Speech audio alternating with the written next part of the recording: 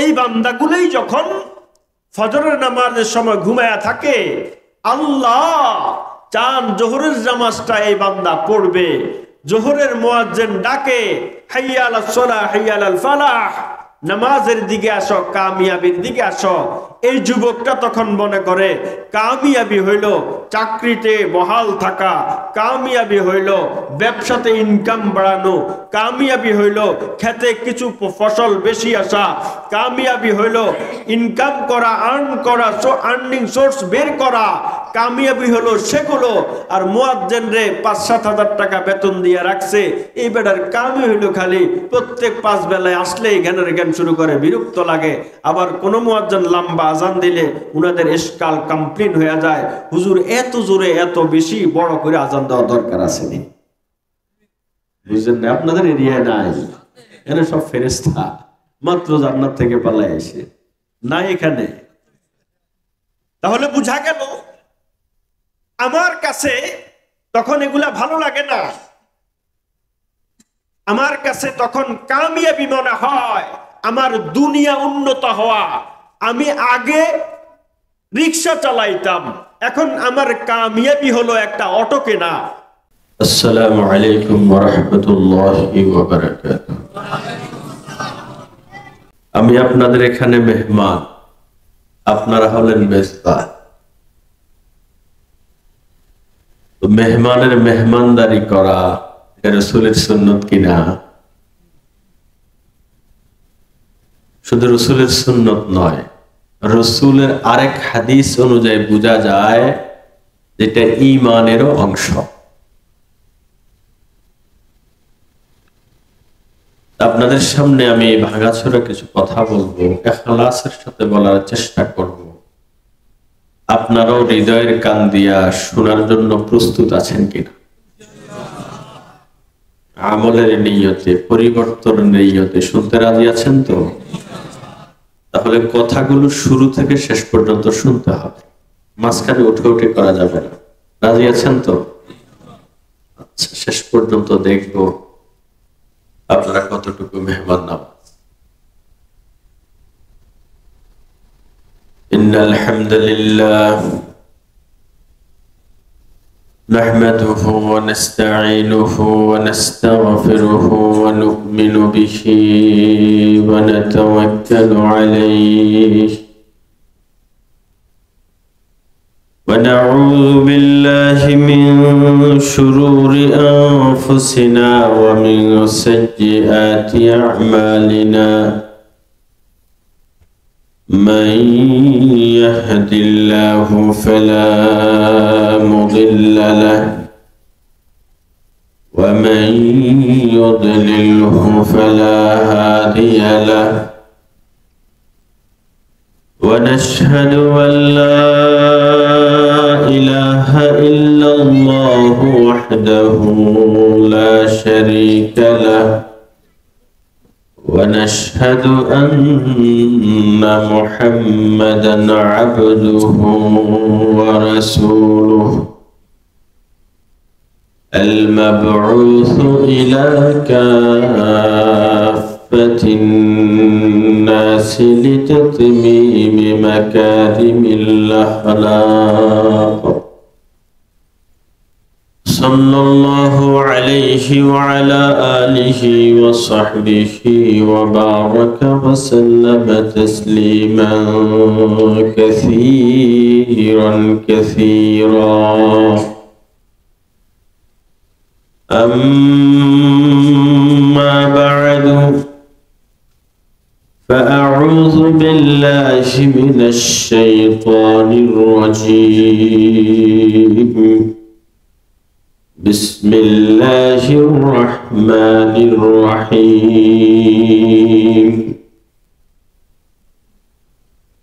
إن الأبرار لفي نعيم وإن الفجار لفي جحيم يصلونها يوم الدين وما هم عنها بغائبين. وما أدراك ما يوم الدين ثم ما أدراك ما يوم الدين يوم لا تملك نفس لنفس شيئا والأمر يومئذ لله. وقال تعالى في شان حبيبه مخبرا وآمرا إن الله وملائكته يصلون على النبي يا أيها الذين آمنوا صلوا عليه وسلموا تسليما. درود إبراهيم قريشة اللهم صل على محمد وعلى آل محمد كما صليت على إبراهيم وعلى آل إبراهيم إنك حميد مجيد. اللهم بارك على محمد وعلى آل محمد كما باركت على إبراهيم وعلى آل إبراهيم إنك حميد مجيد. পূর্ব সোহাগ দল জামে মসজিদের উদ্যোগে বার্ষিক ওয়াজ মাহফিলের সম্মানিত সভাপতি মুআজ্জাজ মুকাররম কাবিল ইহতিরাম জাতির সেরেতাজ উলামায়ে কেরাম, সামনে উপবিষ্ট বেরাদারান ইসলাম, পর্দার আড়ালে সতীসাদী নেককার পরহেজগার আমার মা ও বোনেরা, আল্লাহ রাব্বুল আলামিনের অসংখ্য অগণিত শুকরিয়া। ইলাহুল আলামিন দয়া করে, মায়া করে, মোহাব্বত করে ঠিক এই সময়ে বহু মানুষ টিভির দিকে হা করে তাকিয়ে আছে। ঠিক এই সময়ে বহু মানুষ চা দোকানে অযথা অনর্থক গল্প, গীবত, শিকায়েতে লিপ্ত আছে। অনেক অনেক গুনার সাথে অনেকেই লিপ্ত। তাদের থেকে আলাদা করে আমাকে আপনাকে জান্নাতের বাগানে, নূরানি মাহফিলে, কুরআন ও সুন্নাহর কথা শোনার জন্য একত্রিত হয়ে বসার তৌফিক দান করেছেন। তাই সকলেই অন্তরের অন্তঃস্থল থেকে কালিমাতুশ শুকর আদায় করে আলহামদুলিল্লাহ। অবস্থাটা একটু জোরে হবে। শুকরিয়া যখন দিল থেকে আসে তখন সাউন্ডের আর লিমিটেশন থাকে না। আপনি দেখবেন ছোট বাচ্চার কাছে যখন কিছু দেয় তখন যদি সে বেশি খুশি হয়, এমন যদি চিৎকার মারে, পাশে কি আছে না আছে এটা খেয়াল করে না। এখন আপনারা শুকরিয়া আদায়ের ভিতরে যদি আবার নিয়ম তালাশ করেন তাহলে শুকরিয়াটা ভিতর থেকে আসে না, জবান থেকে আসছে। অন্তরের অন্তঃস্থল থেকে কালিমাতুশ শুকর আদায় করেন আলহামদুলিল্লাহ। আল্লাহ রাব্বুল আলামিন যদি চান, আমি এখানে কয়েকটি আয়াত তেলাওয়াত করেছি। আল্লাহ পাক রব্বুল আলামিন আমাকে আপনাকে কিছু বুঝাতে চান। আমরা কি বুঝতে রাজি আছি? কেন বুঝাতে চান? বুঝাতে চাওয়ার কারণ হলো ইলাহুল আলামিন আমাকে আপনাকে দয়া করে, মায়া করে বানাইছেন। পৃথিবীর সব মাখলুক আল্লাহ পাকের অর্ডারে হইছে। ইযা আরাদা শাইআন আন ইয়াকুলা লাহু কুন ফায়াকুন। তিনি যখন কোন জিনিস হওয়ার ইচ্ছা করতেন সেটা হয়ে যেত। আল্লাহ পাক রব্বুল আলামিন চেয়েছেন পৃথিবীর সব মাখলুক গুলো একে একে হয়ে যাক, সব মাখলুক হয়ে গেছে। আসমান বনে যাক, আসমান বনে গেছে। জমিন হয়ে যাক, জমিন হয়ে গেছে। সব মাখলুক প্রাণীগুলা হয়ে যাক, হয়ে গেছে। কিন্তু আল্লাহ পাক রব্বুল আলামিন মানুষকে কুন ফায়াকুন দিয়া বানায়া আল্লাহ বলেন আমি তাকে আমার কুদরতি হাতে মায়া করে বানাইছি। তার মানে বোঝা গেল আমার মা আমাকে যতটুকু মহাব্বত করে, যেই মহাব্বতের কারণে মা সন্তানকে সমাজের সবাই খারাপ বললেও মায়ের চোখে সন্তান ভালো থাকে। শীতকালে কাঁথাটা সন্তান প্রস্রাব করে ভিজিয়ে দিলেও মা শুকনা জায়গাতে সন্তানকে রাইখা নিজে ভিজা জায়গাতে ঘুমায়। মায়ের ভালোবাসার কাছে পৃথিবীর পার্থিব সব ভালোবাসা ফেল হয়ে যায়। এবং এই ভালোবাসার কারণে আল্লাহ রাব্বুল আলামিন মাকে অনেক মর্যাদা দিয়েছেন। কিন্তু এই ভালোবাসার মা কতটুকু ভাগ পাইছে, কতটুকু ভাগ পায়া মা এই ভালোবাসা দেখা। আল্লাহ রাব্বুল আলামিন, রাসূলের হাদিস, আল্লাহ রাব্বুল আলামিনের মহাব্বতকে 100 ভাগ যদি করে, শুধুমাত্র 1 ভাগ ভালোবাসা আল্লাহ পাক পৃথিবীর সব মাখলুককে দিয়েছেন, 99 ভাগ ভালোবাসা আল্লাহর কাছে রেখে দিয়েছেন। এই 1 ভাগ ভালোবাসা দিয়া একজন একজনের না পাইলে ফাঁসি দিয়া মরে যায়, আছে না নাই? আপনাদের এরিয়ায় নাই? বিষের বোতল মোট করে ঘুমায়। কয় ভাগ ভালোবাসা? 1 ভাগ ভালোবাসার মিলিয়ন ট্রিলিয়ন ভাগের 1 ভাগ পায়া একজন একজনের ছাড়া বাঁচে না। বাচ্চা অসুস্থ হইলে মা ডাক্তারের কাছে গিয়া বলে, যদি কিডনি আমারটা লাগে বিক্রি করে দিয়ে বাচ্চারে সুস্থ করাবো, টাকা জোগাড় করব। কোন ওই 1 ভাগ ভালোবাসার কোটি ভাগের 1 ভাগ পায়া মা বাচ্চাকে ভালোবাসা দেখায়। এবার একবার চিন্তা করেন তো, 99 ভাগ ভালোবাসা যার কাছে আছেন উনি বান্দার জন্য কতটুকু ভালোবাসেন? বুঝেন না? এখন আল্লাহকে যদি চিনতে পারি, আল্লাহর ইবাদত করা সহজ হয়ে যাবে। আমি আর আপনি আল্লাহকে চিনি না, এজন্য আল্লাহ পাকের ইবাদত করা আমাদের জন্য কঠিন হয়ে যায়। এজন্য আমার যুবকটা সকাল থেকে সন্ধ্যা পর্যন্ত আল্লাহ পাকের নিয়ামত খায়া পড়ে যখন আজানের সময় হয় তখন মুখটারে আস্তে করে লুকায়া মসজিদের পাশে দিয়ে চলে যায়, ইমাম সাহেব যেহেতু না দেখে।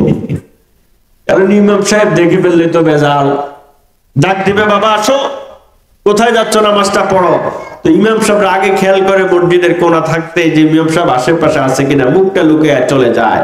এই যে মুখটা লুকিয়ে চলে গেল কেন? সে তার আল্লাহকে চিনে নাই। এই জন্যই আল্লাহর প্রেমে পড়া প্রয়োজন। আল্লাহর রহমত তার উপরে কত বেশি চলে এই ব্যাপারে তার কোনো আইডিয়াই নাই। এই জন্য আল্লাহর ইবাদত করতে তার ভালো লাগে না। আল্লাহ রাব্বুল আলামিন কোরআনুল কারীমের ভিতরে আমাদেরকে বুঝান, সন্তান অনেক সময় প্রাসঙ্গিক কারণে, পারিপার্শ্বিক কারণে, অন্য বন্ধু বান্ধবের আড্ডায় গিয়া মা বাবার ওয়াজ সে শুনতে চায় না, গ্রহণ করতে চায় না। কেন? তার বুঝটা এখনো আসে নাই।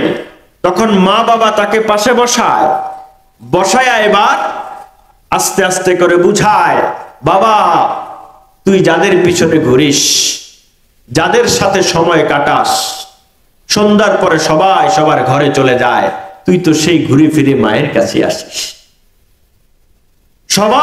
সবাই তোকে সময় দেয়, সবাই তোকে আড্ডাতে সময় দেয়, সবাই তোকে সময় নষ্ট করাতে সময় দেয়, কিন্তু তোর ভবিষ্যৎ নির্মাণে সহযোগিতা করার মতো তুই বিপদে পড়ে দেখ, তোরে ওই বিপদ থেকে উদ্ধার করবে তো আল্লাহ।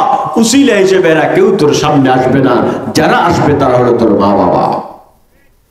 বুঝাই কিনা? তখন অনেকক্ষণ বুঝানোর পরে বাচ্চার একটু একটু চিন্তা আসে, আসলে তো ভালো কথা বলছে, মা বাবা তো আমার ধ্বংস চায়। ইলাহুল আলামিন আল্লাহ রাব্বুল আলামিন কোরআনুল কারীমের ভিতরে বহু আয়াতে ইয়া আইয়ুহাল্লাযীনা আমানু বলে বলে এই মুমিন আদরের মুমিন বান্দাগুলারে বুঝান, ও মুমিন তুমি আমার আদরের বান্দা, আমি চাই না আমার একজন মুমিন বান্দাও জাহান্নামের আগুনে জ্বলুক। এজন্যই ইয়া আইয়ুহাল্লাযীনা আমানু বলে বলে এই মুমিনগুলোকে জাহান্নাম থেকে বাঁচানোর জন্য বিভিন্ন সময় বিভিন্ন পরামর্শ দিয়েছেন, আদেশ দিয়েছেন, হুকুম দিয়েছেন, শরীয়ত দিয়েছেন, বিধান দিয়েছেন। আবার আল্লাহ রাব্বুল আলামিন ইয়া আইয়ুহান নাস জেনারেল সম্বোধন করে, সাধারণ সম্বোধন করে যাদের ভিতরে মনুষ্যত্ববোধ আছে সব মানুষগুলাকে সম্বোধন করেছেন, ও মানুষ কিসের পিছনে দৌড়াও, কার পিছনে দৌড়াও, সব মরীচিকা, সব ছায়া। এরা মূল সময়ে কেউ তোমার সাথী সঙ্গী নয়, এরা স্বার্থের জন্য তোমার পিছনে থাকে, তোমার সাথে থাকে। একমাত্র শুধুমাত্র কেবলমাত্র তোমার রব, তোমার জন্মের অস্তিত্ব থেকে নেয়া তোমার পরিণতি পর্যন্ত সবকিছু যার হাতে, তিনি একমাত্র তোমার আপন।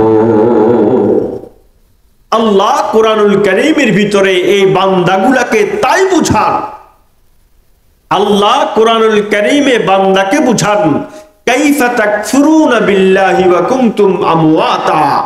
এই বান্দা তুমি তো কিছুই ছিল না, তুমি তো উল্লেখ করার মতো কিছুই ছিল না, তুমি তো মৃত ছিলে। এই তোমার মৃত, তুমি আদম থেকে ওজুদে আননেওয়ালা, তোমাকে হায়াত দাতা আমি আল্লাহ।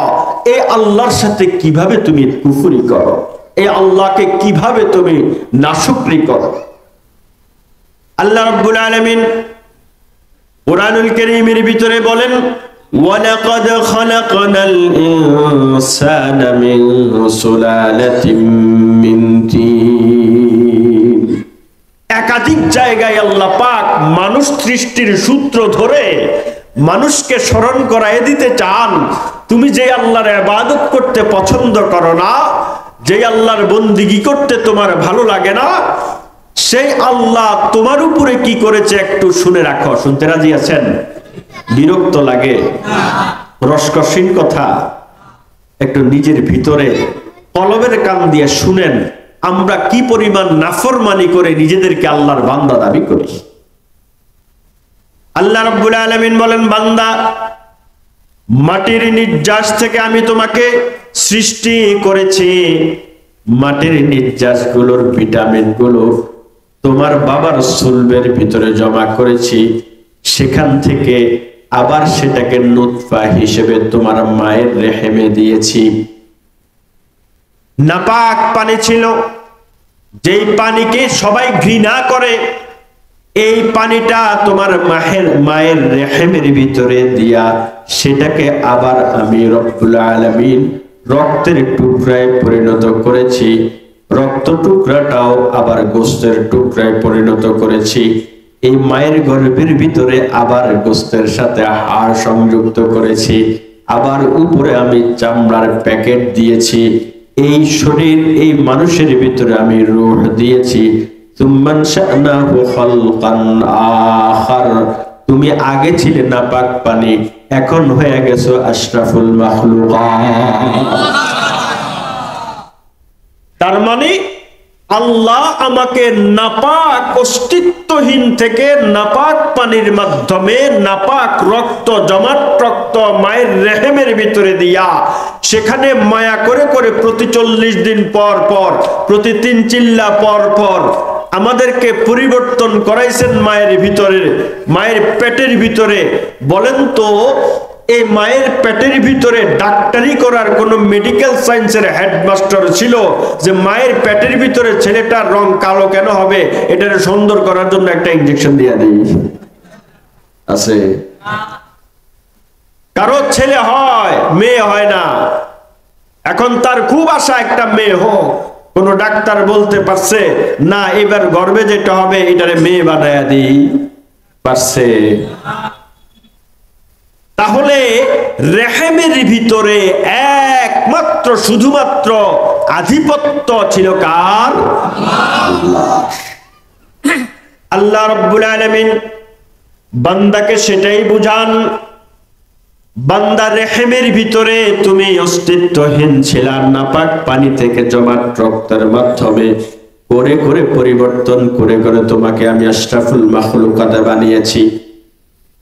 তুমি বান্দা আমার গোলামি না করে যখন তুমি নফসে আম্মারার গোলামি করবা, শয়তানের গোলামি করবা, তখন আমি আল্লাহ দুনিয়াতে ছাড় হয়তো মাঝে মাঝে দেব, কিন্তু আখিরাতে এটার কোনো ছাড় হবে না। আল্লাহ মাঝে মধ্যে ছাড় দেন, তবে ছেড়ে দেন না। অনেকে ভাবছিল আমাদের সব ডিসি, এসপি, পুলিশ, সুপার থেকে শুরু করে সব কিছু আমাদের, অতএব হুজুরদেরকে ডান্ডা বেরি 5টা লাগাইলো আমার কি আসে যায়। দাম্ভিকতার সাথে অহংকার কইরা কত ভাষণ কত কিছু দিছে, ওরা এখন দেশে থাকার উপযোগী নয়। ওরা এখন দেশে থাকার উপযোগী নয়। আল্লাহ রব্বুল আলামিন ছাড় দেন, তবে ছেড়ে দেন না। বান্দা আল্লাহ পাকের গুস্তাকি করে, এই জমিন আল্লাহর কাছে অনুমতি চায়, ওগো আল্লাহ আপনার সারাদিন সারা রাত নেয়ামত খায়া নেয়ামত পায়া ব্যবহার করে আপনার সাথেই নাফরমানি করে, অনুমতি দেন জমিনটা ফাঁকা হয়ে গিয়া এই সবগুলা মানুষের জমিনের নিচে নামায়া দি। সমুদ্র আল্লাহর কাছে অনুমতি চায়, ওগো আল্লাহ এই বান্দাগুলা সব পুরা জিন্দেগি আপনার নেয়ামত খায় নেয়ামত পায়, কিন্তু করে আপনার নাফরমানি। এই যে পাহাড়ের মতো সমুদ্রের ঢেউটা উঠছে, এটা আর নিচে নামবো না, এটা সমুদ্রের পাড়ে গিয়া উপত্যকা সহকারে বসতি সহকারে সবগুলা প্লাবিত করে সবগুলা মানুষকে মেরে ফেলি। আসমান আল্লাহর কাছে অনুমতি চায়, আল্লাহ আমার উপরে যত গ্রহ নক্ষত্র আছে এজাজত দিয়ে দেন, এগুলারে ছেড়া দিস। ছোট্ট পৃথিবীতে থাইকা মানুষগুলা কলার পিছনে দিয়া চলে, গলা মোটা করে চলে, বুক ফুলায়া চলে, অথচ নাফরমানি করে আপনার। অতএব বলেন ভেঙে চুরে ওদেরকে ধ্বংস করে দিই। আল্লাহ তাদেরকে বলেন ইন কানা আবদুকুম ফাশানুকুম বিহি ওয়া ইন কানা আবদি ফাবাইনি ওয়া বাইনা আবদি। জমিন ও আসমান, অসমুদ্রের ঢেউ, আমি আল্লাহ বলি যদি এই বান্দাগুলা তোমার গোলাম হয়ে থাকে, তোমাদের গোলাম হয়ে থাকে, তাহলে ঠিক আছে, তোমরা যা খুশি তাই করো। আর যদি আমার গোলাম হয়ে থাকে, তাহলে আমি কাকে মাফ করব, কাকে হেদায়েতের তৌফিক দিব, আর কাকে আমি শাস্তির উপযুক্ত করব, গোমরা বানাবো, এই বিষয়টা আমার উপরে ছেড়ে দাও। এই বান্দাগুলোই যখন ফজরের নামাজের সময় ঘুমায়া থাকে, আল্লাহ চান জোহরের নামাজটা এই বান্দা পড়বে, জোহরের মুয়াজ্জিন ডাকে হাইয়া আলাস সালাহ হাইয়া আলাল ফালাহ, নামাজের দিকে আসো, কামিয়াবির দিকে আসো। এই যুবকটা তখন মনে করে কামিয়াবি হইল চাকরিতে বহাল থাকা, কামিয়াবি হইল ব্যবসাতে ইনকাম বাড়ানো, কামিয়াবি হইল খেতে কিছু ফসল বেশি আসা, কামিয়াবি হইল ইনকাম করা, আর্ন করা, আর্নিং সোর্স বের করা, কামিয়াবি হলো সেগুলো। আর মুয়াজ্জিন রে 5-7 হাজার টাকা বেতন দিয়ে রাখছে, এই বেটার কামি হইলো খালি প্রত্যেক 5 বেলায় আসলেই জ্ঞানের জ্ঞান শুরু করে, বিরক্ত লাগে। আবার কোন মুয়াজ্জিন লম্বা আজান দিলে উনাদের ইশকাল কমপ্লিট হয়ে যায়, হুজুর এত জোরে এত বেশি বড় করে আজান দেওয়ার দরকার আছে নি? বুঝলেন না? আপনাদের এরিয়ায় নাই, এখানে সব ফেরেশতা মাত্র জান্নাত থেকে পালায় এসে না এখানে। তাহলে বুঝা গেল আমার কাছে তখন এগুলা ভালো লাগে না, আমার কাছে তখন কামিয়াবি মনে হয় আমার দুনিয়া উন্নত হওয়া। আমি আগে রিক্সা চালাইতাম, এখন আমার কামিয়াবি হলো একটা অটো কেনা। আমি আগে অটো চালাতাম, এখন আমার কামিয়াবি হলো আমি একটা সিএনজি কেনা। এখন সিএনজি আমি কিনে ফেলছি, এখন আমার কামিয়াবি হলো আমি একটা প্রাইভেট কার পুরান দুরান দেখে পুরান মডেলের একটা প্রাইভেট কার নিয়ে কিনতে পারি। পুরান প্রাইভেট কার কেনার পর এখন চিন্তা করে কামিয়াবি হলো একটা নোহা অথবা হাইস টাইস কিনে বিয়ে শাদীর ভাড়া টাড়া মারা। এগুলা যখন হয় তখন চিন্তা করে একটা রেন্ট কারের কোম্পানি দেওয়া যায় কিনা। এরপরে চিন্তা করে ছোট গাড়ি আর ভালো লাগে না, বড় গাড়ি 2-4টা নামাই। এরপরে চিন্তা করে জমিনের উপরে তো গাড়ি চলে, আকাশের উপরে তো কিছু নাই, 2-4টা হেলিকপ্টার কিনা যায় কিনা। সে কামিয়াবির দরজা চিন্তা করে এগুলা। বুঝেন নাই? ঠিক কর নাই। আমার ভিতরে আপনার ভিতরে এই প্রতিযোগিতা হলো এখন কামিয়াবি। কারণ হলো আল্লাহ পাক রব্বুল আলামিন আমি কি করতে হবে কি করতে হবে না সেটা যে আমাকে বলছে, আমি এটার উপরে পরিপূর্ণ ইয়াকিন আনতে পারি না। তার মানে আল্লাহ আমাকে তারপরেও জীবিত রাখছেন, তারপরেও আমার নিঃশ্বাস আটকায় নাই। প্রত্যেকটা নিঃশ্বাস মানুষ প্রতিদিন যদি 24,000 বার নিঃশ্বাস ফেলে, 24,000 বার নিঃশ্বাস নেয়, 48,000 বার প্রতিটা মানুষ আলহামদুলিল্লাহ পড়া তার জন্য ওয়াজিব হয়ে যেত, যদি শুকরিয়া আদায় করা ওয়াজিব হইতো। আমার কোনো কিছুই নাই, আমি নিঃশ্বাস ফেলি আর নিঃশ্বাস নেই, এই জন্য 48,000 বার আল্লাহ পাকের শুকরিয়া আদায় করা আমার জন্য জরুরি। সহজ বিষয় নয়। এই যে এত নাফরমানি করলাম, আল্লাহ ছাড় দিয়ে রাখছেন কেন? আল্লাহ রাব্বুল আলামিন ছাড় দিয়ে রাখছেন, তবে ছেড়ে দিবেন না। যে আয়াতটা আমি পড়ছি, আল্লাহ রাব্বুল আলামিন এই আয়াতের ভিতরে বলেন, ইন্নাল আবরারা লাফি নাঈম। যারা আবরার কাকে বলে? বাররুন, বারুনের জমা আবরার। আবরার হলো যারা মুতি, যারা মুতাখির, যারা আল্লাহ রাব্বুল আলামিনের আনুগত্যশীল, যারা নিজেদেরকে শিরক বিদআত থেকে পুত পবিত্র রাখে এবং আমলে সালেহের ভিতরে নিজেকে মগ্ন রাখে, সেই আবরার গুলোকে আল্লাহ রাব্বুল আলামিন বলেন ইন্নাল আবরারা লাফি নাঈম।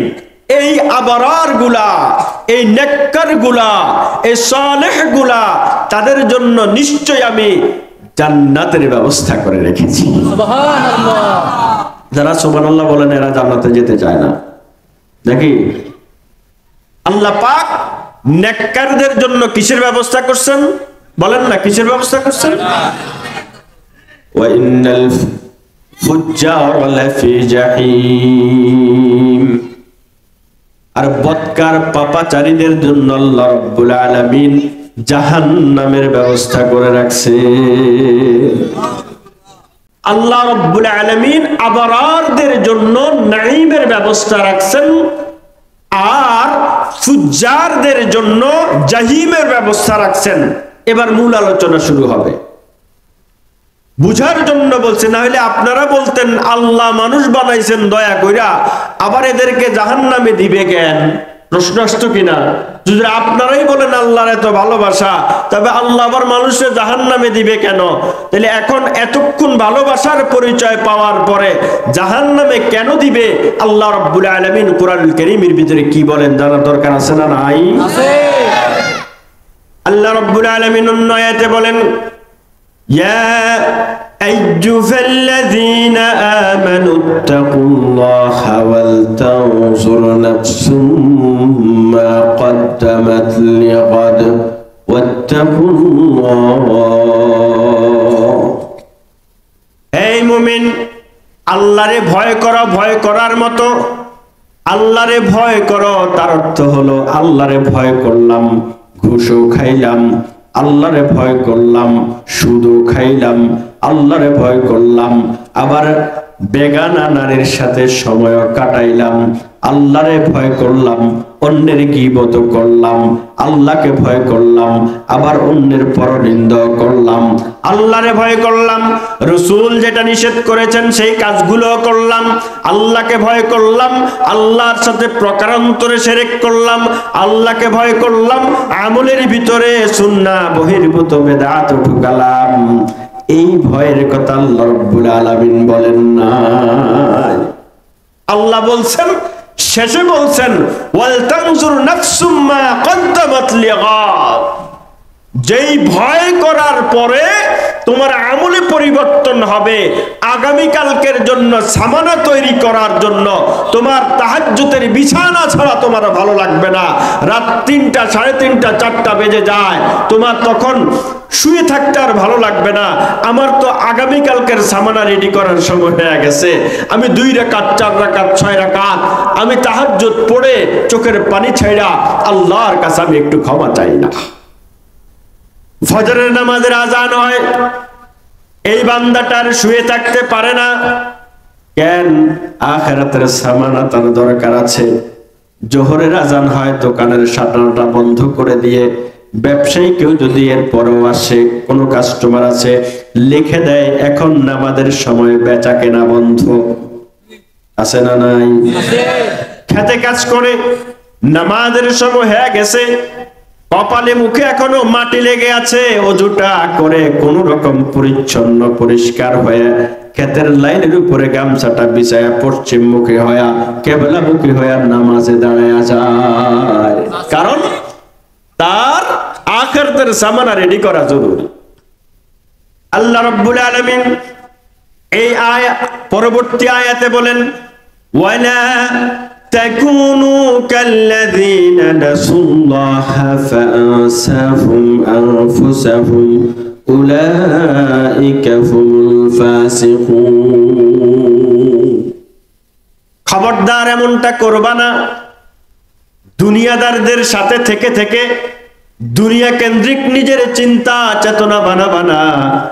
তখন তুমি যদি আল্লাহকে ভুলে যাও, আল্লাহ কিন্তু রহমতের নজর থেকে তোমাকে ভুলে যাবে।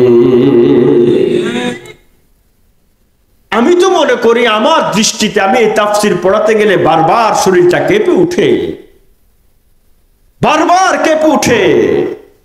আরেকটা আয়াত কামা নাসিতুম লিকা ইয়াউমিকুম হাযা আল ইয়াউমা নানসাকুম কামা নাসিতুম লিকা ইয়াউমিকুম হাযা। যখন আল্লাহ ছাড়া অন্য কেউ আমাদের থাকবে না, আল্লাহ যদি ক্ষমা করেন তাহলে ক্ষমা পাবো, আল্লাহ যদি আমাকে যাজা দেন তাহলে যাজা পাবো।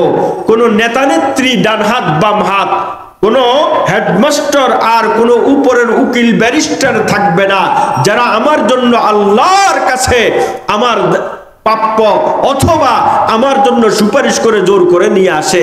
বরং সেদিন তো সাইয়্যিদুল মুরসালিন মুহাম্মদুর রাসূলুল্লাহ সাল্লাল্লাহু আলাইহি ওয়াসাল্লাম পর্যন্ত আল্লাহর দরবারে সিজদায় পড়ে যাবে এবং আল্লাহর দরবারে সিজদায় পড়ে যাবেন। আল্লাহ অনুমতি দিবেন, ইশফা তুশাফা, তুমি এখন আমার কাছে শাফাআত চাও, আমি শাফাআত গ্রহণ করব, তারপরে শাফাআত কর। আল্লাহর রাসূল এই আল্লাহর রাসূলের উম্মতদের জন্য শাফাআত করার সাহস পাবেন, এর আগ পর্যন্ত কোন নবী রাসূল এই সাহস পাবে না। আল্লাহ রাব্বুল আলামিন এর জন্যই বলেন ওয়ালা তাকুনু কাল্লাযীনা নাসুল্লাহা ফাআনসাহুম আনফুসাহুম। মনে রাখবা যারা নাকি আমাকে ভুলে যায়, খবরদার তাদের মতো হবা না। তখন আমি তাদেরকে তাদের পরিচয় ভুলায় দিই। তুমি কি জন্য দুনিয়াতে আসছো, কে তোমাকে বানিয়েছে, তোমার আমল কি করার দরকার ছিল, তুমি কোথায় যাবা, সর্বশেষ পরিণতি তোমার কি হবে, এই বান্দা তখন সেটা ভুলে যাবে। তখন দুনিয়া আব্দুদ দিনার ওয়া আব্দুদ দিরহাম, আব্দুদ দুনিয়া হইয়া দুনিয়াতে কুকুর আর শিয়ালের মতো বসবাস করবে। কুকুর সারাদিন খাটে, একটু খানা পাইলে খুশি। শিয়াল সারাদিন গর্তে লুকায় থাকে, রাত্রে বেলায় বের হয়ে মানুষের মুরগি টুরগি 2-4টা খায়া টায়া বাসে সন্তুষ্ট। তখন এই বান্দাগুলার জীবনও ওই কুকুর আর শিয়ালের মতো হয়ে যাবে। এরা দুনিয়া পায়া সন্তুষ্ট হয়ে যাবে, আখিরাতে কি হবে না হবে এটার টেনশন তাদের মাথায় আসবে না। আল্লাহ রাব্বুল আলামিন এই আয়াতের ভিতরে বলেন ইন্নাল আবরারা লাফি নাঈম ওয়া ইন্নাল ফুজ্জারা লাফি জাহিম। ফুজ্জারদেরকে আমি রব্বুল আলামিন জাহান্নামে দেব। ইন্না বলে আবার লাম তাকিদ দিয়া, কতগুলো আল্লাহ রব্বুল আলামিন কথা বললেই তাকিদ হয়ে যায়। আল্লাহ এতগুলা তাকিদ দিয়া বলেন, না না, যাদের জন্য জাহান্নামের ফয়সালা করব, পৃথিবীর কোন সুপারিশ তার জন্য কবুল হবে না। একবার চিন্তা করেন তো, আপনার একটা ম্যাজিস্ট্রেট কোর্টে মামলা হয়েছে, মামলা হওয়ার পরে ম্যাজিস্ট্রেট কোর্ট যখন আপনার বিরুদ্ধে রায় দিছে, আপনি জজ কোর্টে যাইতে পারেন কিনা? তা আমি এই রায়টা সন্তুষ্ট না, আমি জজ কোর্টে গেলাম, জজ কোর্টের জজ সাহেব আপনার ওই রায় বহাল রাখছে, আপনার জজ কোর্টের রায়ও ভালো লাগলো না, আপনি উচ্চ আদালতে গেলেন, হাইকোর্টে গেলেন, পিটিশন করলেন, আপনার পিটিশন শুনানি হলো, গ্রহণ করা হলো, অ্যাকসেপ্ট হলো, এরপরে সেখানে শুনানির পরে হাইকোর্টও আপনার রায় বহাল রেখেছে, এরপরে আরেকটা আদালত আছে কিনা, সুপ্রিম কোর্ট, সুপ্রিম কোর্টে গেলেন, সেখানেও রায় বহাল, এরপর আরেকটা আদালত আছে কিনা, প্রেসিডেন্টের ক্ষমা, বলেন না। প্রেসিডেন্টের ক্ষমা করতে গেলে যদি দলের নেতা নেত্রীরা বলে যে স্যার এরা ক্ষমা না করলে আমগো ওখানে ক্যাডার বাহিনীর সমস্যা হয়ে যাইব, চতুর্দিক থেকে চাপ দেয়, তখন প্রেসিডেন্ট ক্ষমা করতে না চাইলেও তখন কাগজে কলমে ক্ষমা করে দিতে হয়। আল্লাহ রাব্বুল আলামিন বলেন, বান্দা তুমি কোন দিনের ভয় করার জন্য তোমাকে বলছি?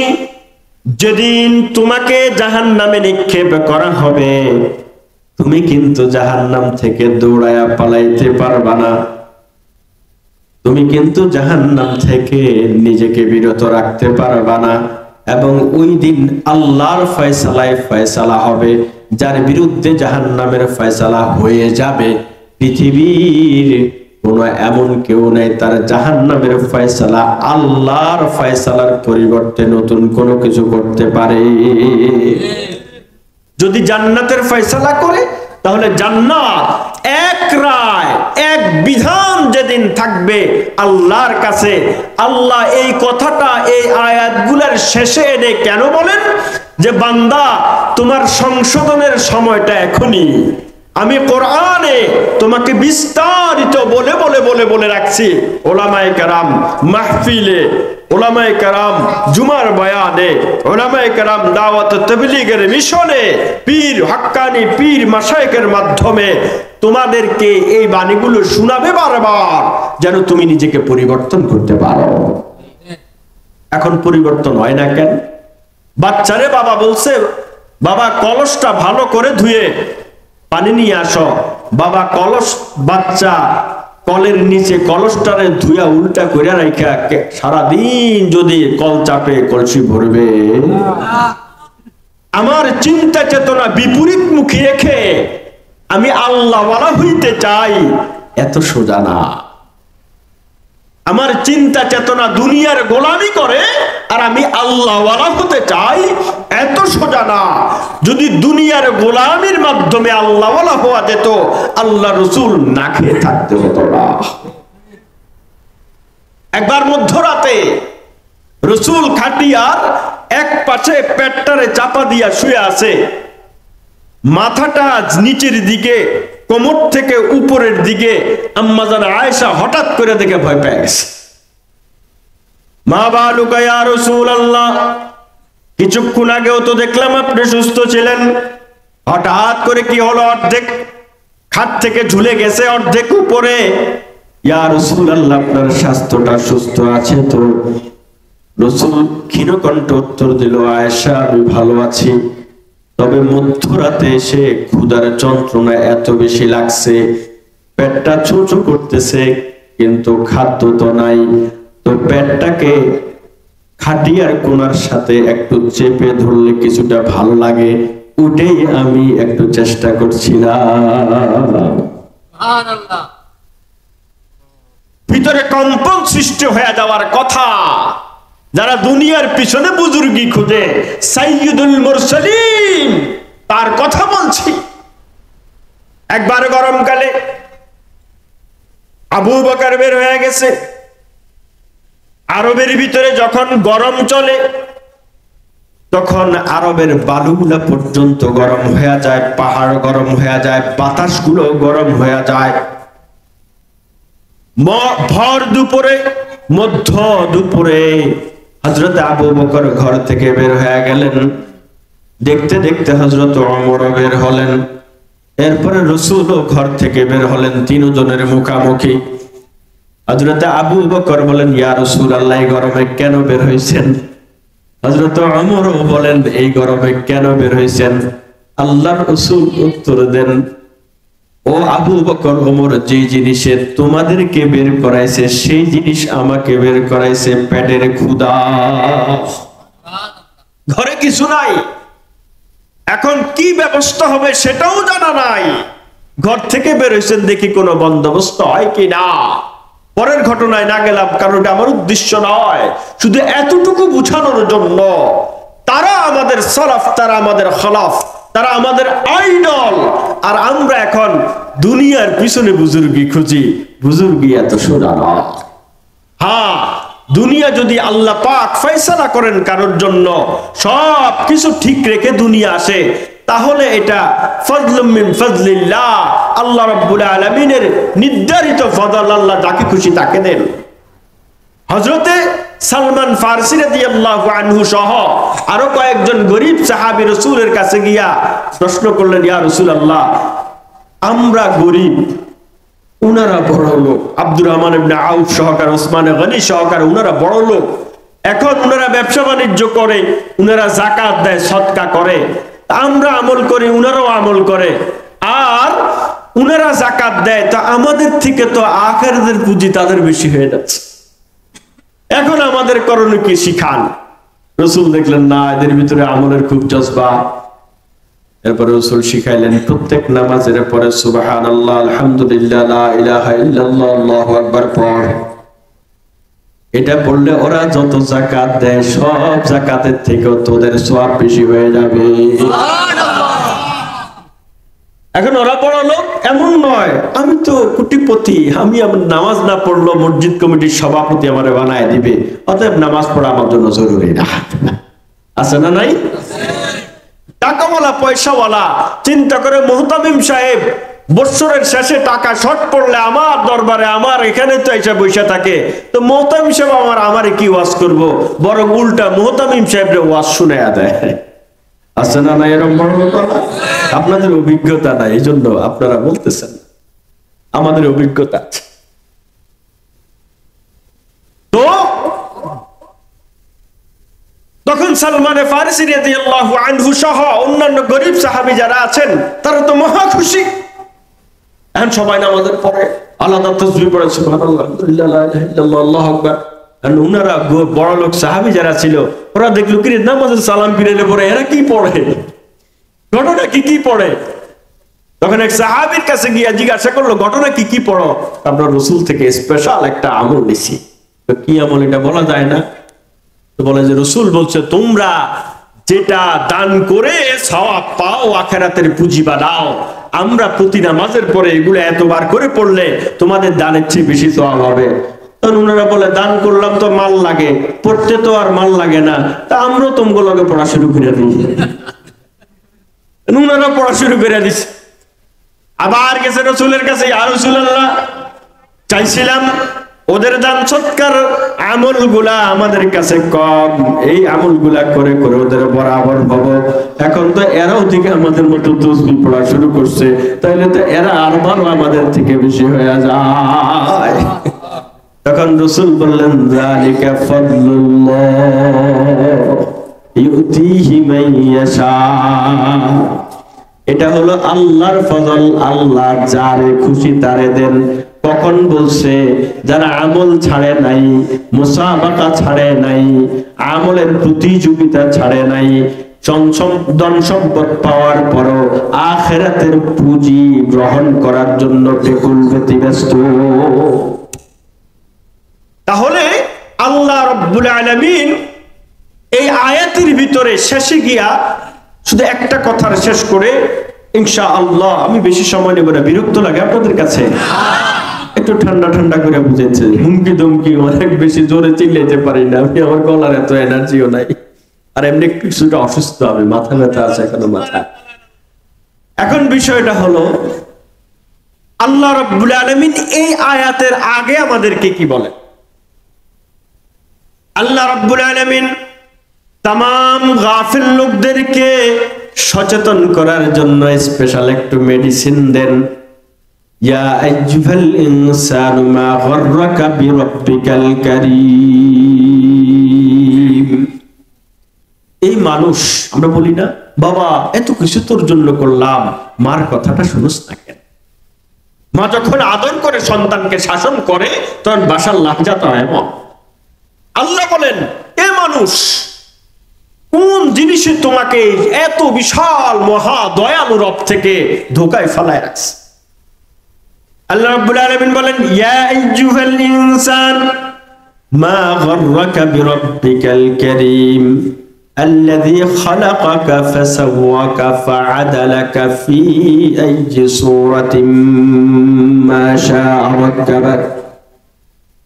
দেখেন আল্লাহ বলেন তোমারে তো আমি বানাইছি, বানানোর ক্ষেত্রে একটা হাত বানায়া আরেকটা হাত নাও দিতে পারতাম, দুইটা পাও না দিয়া একটা পাও দিতে পারতাম, ডান হাতের হাতটা দিতাম বাম হাতেরটা দিতাম না, আবার বাম পাও দিতাম ডান পাও দিতাম না, নাকের একটা ছিদ্র বন্ধ করে দিতে পারতাম, একটা চোখ না দিয়ে আরেকটা, শুধু একটা চোখ দিয়েই আমি তোমাকে বানাতে পারতাম, এবং তোমার দুইটা হাত দিছি, হাতগুলা বরাবর করে দিয়েছি, ছোট বড় করি নাই, কোনোটা বাঁকা কোনোটা সোজা এমনও করি নাই, দুইটা পাও দিছি, দুইটা পাও দিয়া জমিনে সমান্তরাল হাঁটতে পারো।